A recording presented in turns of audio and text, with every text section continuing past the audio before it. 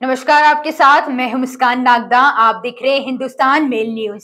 अब होगी मुद्दों की बात सच के साथ। दिल्ली के सुल्तानपुरी के कंजवला इलाके में हुए दर्दनाक हादसे में एक नया मोड़ सामने आया है। दिल्ली पुलिस जब मृतक अंजलि का रूट ट्रेस कर रही थी, तब उन्हें पता लगा अंजलि के साथ स्कूटी पर एक और लड़की थी। अंजलि का उस रात जब एक्सीडेंट हुआ तो लड़की उसके पीछे बैठी थी। अंजलि की टांगे गाड़ी के एक्सेल में फंस गई थी, जिसके बाद कार में बैठे आरोपी अंजलि को घसीटते रहे। पुलिस ने लड़की को ट्रेस कर लिया है। पुलिस लड़की का बयान भी दर्ज करेगी। जानकारी अनुसार एक्सीडेंट से करीब 15 मिनट पहले का एक सीसीटीवी भी सामने आया है। रात 1:45 पर एक होटल से नए साल की पार्टी करके ये निकलती दिख रही है। पिंक टी शर्ट में अंजलि है, जबकि रेड टी शर्ट में उसकी दोस्त निधि। स्कूटी निधि चला रही है, जबकि अंजलि पीछे बैठी हुई है। यहाँ से निधि स्कूटी चलाकर जाती है और कुछ दूरी पर अंजलि कहती है स्कूटी मैं चलाऊंगी, जिसके बाद अंजलि स्कूटी चलाती है और निधि पीछे बैठ जाती है। बाद में हादसा हो जाता है। निधि को हल्की चोट आती है और वो मौके से भाग जाती है। अंजलि का पैर कार में फंसता है और कार के साथ घसीटती चली जाती है। आपको बता दें कि रात में कमिश्नर शालिनी सिंह कंझावला स्पॉट पर गई थी। गृह मंत्रालय के आदेश पर अब उनकी नेतृत्व पर जांच हो रही है। टेलीकम्युनिकेशन सर्विस प्रोवाइडर भारतीय एयरटेल ने मंगलवार इंदौर में अपनी अत्याधुनिक 5G सेवाओं को शुरू करने की घोषणा की। वर्तमान नेटवर्क सभी 5G स्मार्टफोन पर काम करेगा। यह तेज गति व सबसे अच्छी आवाज की गुणवत्ता प्रदान करेगा और साथ ही पर्यावरण के अनुकूल होगा। गौरतलब है कि एयरटेल की मौजूदा 4G सिम ही 5G इनेबल्ड है। रोल आउट पूरा होने तक सभी मौजूदा प्लान 5G पर कार्य करेंगे। एयरटेल 5G प्लस अब सभी एंड्रॉइड और एप्पल समर्थित 5G उपकरणों पर काम करता है।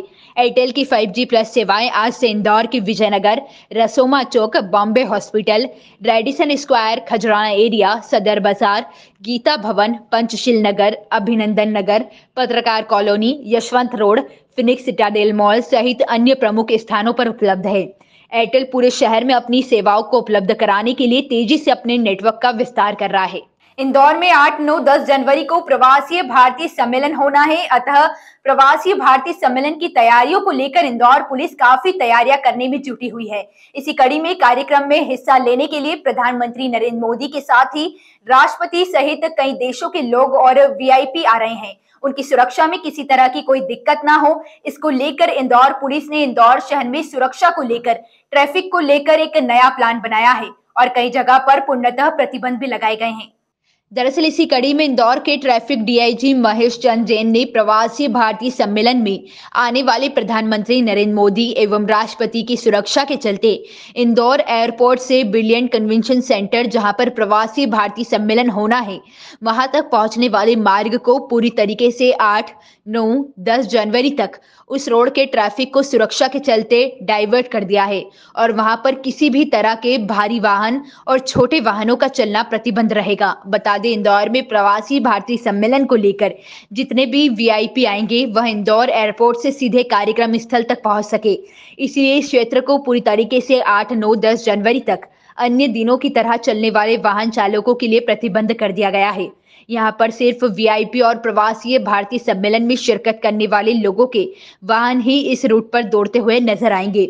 इसी तरह से प्रवासी भारतीय सम्मेलन में भाग लेने वाले कुछ लोग इंदौर के खजराना, 56 दुकान, सराफा चौपाटी, लालबाग क्षेत्र में भी भ्रमण करने के लिए जा सकते हैं। इस संभावनाओं के चलते इंदौर के ट्रैफिक पुलिस ने इन क्षेत्रों को नो व्हीकल जोन घोषित किया हुआ है और 8, 9, 10 जनवरी तक यह क्षेत्र पूरी तरीके से नो व्हीकल जोन रहेंगे। साथ ही ट्रैफिक पुलिस ने इंदौर की जनता से भी आह्वान किया है कि वह 8, 9, 10 तारीख को इन जगहों पर जाने से बचे, क्योंकि जो भी लोग आ रहे हैं वह पहली बार इंदौर आ रहे हैं, उन्हें किसी तरह की दिक्कत का सामना करना ना पड़े। जो माननीय प्रधानमंत्री महोदय और बाहर के हमारे जो भी अतिथि हैं, उन सब की सुरक्षा को देखते हुए उनके आवागमन को सुगम बनाने के लिए जो प्रारंभिक अभी तैयारी की गई है, तत्समय जैसी परिस्थिति होगी, जितना संभव होगा, हम इसमें कुछ ट्रैफिक को शुरू करने का प्रयास करेंगे। परंतु अभी की स्थिति में 7 जनवरी से 12 जनवरी तक सुपर कॉरिडोर सुपर कॉरिडोर से MR10 होते हुए बाईपास तक की जो रोड है, उस रोड को हम सामान्य यातायात के लिए प्रतिबंधित कर रहे हैं, परंतु बाईपास से MR10 होते हुए सुपर कॉरिडोर होते हुए एयरपोर्ट सामान्य यातायात चालू रहेगा। बीच बीच में जहाँ भी कोई भी डिग्निटरीज क्रॉस हो रहे होंगे उस समय तात्कालिक रूप से 1-2 मिनट को छोड़ दें, तो बाईपास से MR10 सुपर कॉरिडोर होते हुए यातायात चालू रहेगा। जिनको एयरपोर्ट से शहर आना है या एयरपोर्ट से उज्जैन जाना है, वह मरी माता होते हुए जो हमारा रूट नंबर 1 है एयरपोर्ट से शहर में आने का, उस रूट के माध्यम से शहर में प्रवेश कर सकते हैं। जिनको उज्जैन तरफ जाना है वो मरी माता होते हुए मरी माता से बाणगंगा होते हुए सामेर उज्जैन जा सकते हैं। इंदौर के खजराना थाना क्षेत्र में फिर एक बार 3 तलाक का मामला सामने आया है। फिर एक महिला द्वारा अपने ही पति के खिलाफ प्रकरण दर्ज कराया गया है। पुलिस ने पूरे मामले में प्रकरण दर्ज कर जांच शुरू कर दी है। दरअसल इंदौर के खजराना थाना क्षेत्र में फिर एक बार 3 तलाक का मामला सामने आया है। एक महिला द्वारा अपने ही पति के खिलाफ प्रकरण दर्ज कराया गया है। पुलिस ने पूरे मामले में प्रकरण के आधार पर जांच शुरू की है। बताया जा रहा है कि पीड़ित महिला को उसका पति काफी दिनों से परेशान कर रहा था और इसी दौरान विवाद हुआ और विवाद में पति ने महिला को 3 बार तलाक बोलकर घर से निकाल दिया। फिलहाल पुलिस ने प्रकरण दर्ज कर जांच शुरू कर दी है। खजराना थाना क्षेत्र में एक महिला द्वारा रिपोर्ट किया गया है, जिसमें उनका कहना है कि उनका पति उनको प्रताड़ित करता था और ऐसा 3 तलाक टाइप का घटना उसके साथ किया है।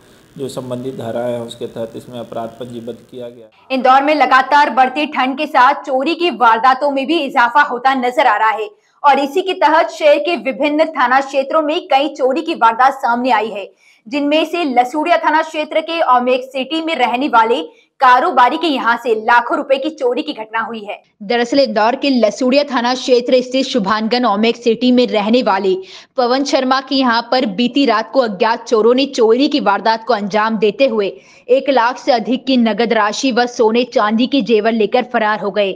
जब परिवार सुबह उठा तो उन्हें घर का सामान बिखरा हुआ नजर आया और उसी के बाद उन्होंने पूरे मामले में पुलिस को शिकायत दर्ज कराई, जिसके चलते पुलिस भी तत्परता से क्षेत्र का भ्रमण करते हुए तमाम CCTV फुटेज खंगाल रही है, तो वहीं अज्ञात चोरों की तलाश शुरू कर दी है। लसूड़िया थाना क्षेत्र में चोरी की घटना हुई है, कई सारी चोरी की घटनाएं डिटेक्ट भी हुई हैं। इस घटना में भी जांच की जा रही है, फुटेज वगैरह लिए गए हैं। बाकी जो संदेही लोग हैं उनसे पूछताछ की जा रही है।